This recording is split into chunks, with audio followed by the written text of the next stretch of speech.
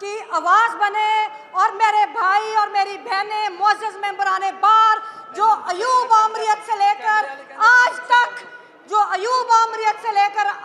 तक उस फस्तायत के खिलाफ लड़ते रहे, उस जबर के खिलाफ लड़ते रहे, उन वर्दियों के खिलाफ लड़ते रहे जो पाकिस्तान के ऊपर गैर आईनी और गैर कानूनी तौर पे मुसल्लत रही।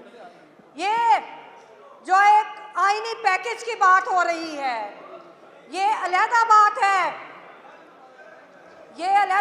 है कि ये कोई कॉन्स्टिट्यूएंट असेंबली नहीं कि जो ये आइन के बेसिक स्ट्रक्चर के ऊपर बात करे या उसको तब्दील करने की बात करे।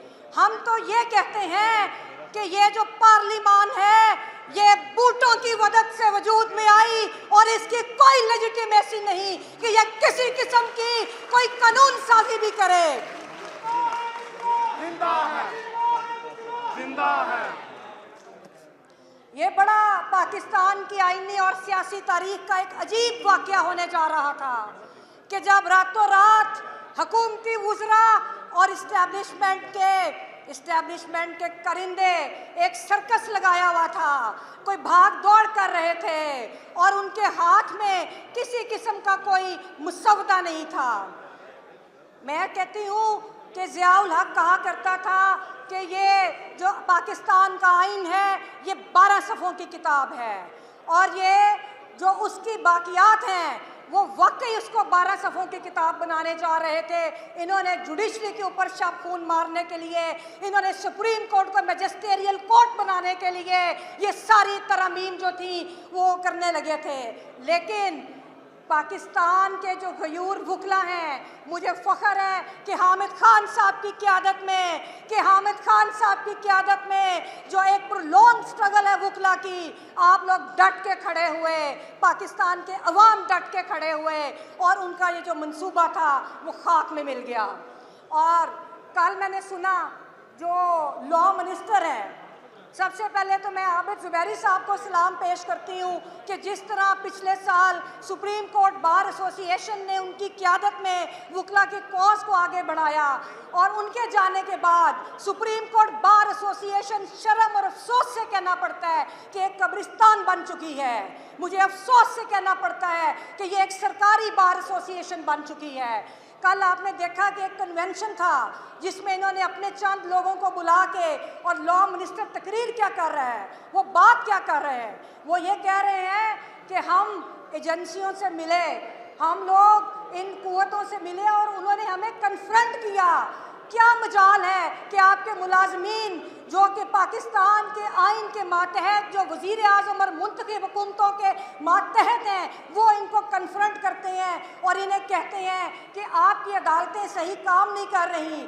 तो वज़ीर कानून ने उनसे ये क्यों नहीं पूछा जब उन्होंने कहा कि आपकी अदालतें, तो उनको सवाल करना चाहिए था कि APS के शोहदा, उनके जो कातिल थे वो आपकी हिरासत